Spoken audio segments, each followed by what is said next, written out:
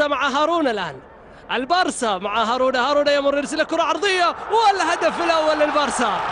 الهدف الأول للبارسا. يا لها من فرحة يا ديخوان مدرب البارسا يحتفل والجمهور يحتفل أيضا بالنسبة لعشاق البارسا. هدف أول إذن عن طريق مولست. تشافير مولست يسجل الهدف الأول لمصلحة الفريق الكتالوني. يحتفل هذا المدرب. ألا ما أقول لكم بأن الكلاسيكو عندهم يعني الكثير.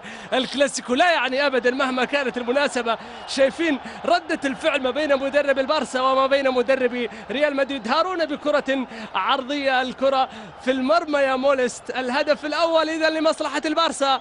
البارسا يفتتح التسجيل عن طريق تشافير مولست، اللاعب الذي لعب 36 مباراة. يحاول المرور هارون، الكرة معاه. يا سلام يا هارون، الكرة إلى لوزانو في المرمى. جول للبارسا. ميغيل أنخيل ليحتفل أيضا ديخوان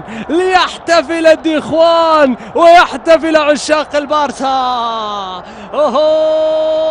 على الثاني للفريق الكتالوني عكس مجرى المباراة. حقيقة الفريق المدريدي يضغط والبارسا هو من يسجل. المدريدي يضغط والبارسا هو من يسجل. كرة كانت قوية من ميغيل أنخيل من لوزانو. التسديدة اللي وصلت في مرمى مدريد، في قلب مدريد. هارون يمر، هارون يصنع الأول ويصنع الثاني. هارون كرة إلى ميغيل أنخيل. لوزانو يسجل الهدف الثاني للبارسا. تعتبر حدث تاريخي. الآن مرور رائع. مولست يمر عرضية هارون.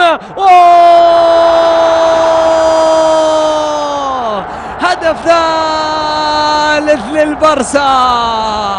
الثالث للبارسا. يا سلام على الكتالوني الكبير. هو ميغيل أنخيل. لوزانو يضيف الثالث للبارسا بعد الهدف الثاني اللي سجله. يضيف الثالث لبرشلونة. 3 أهداف نظيفة للبارسا.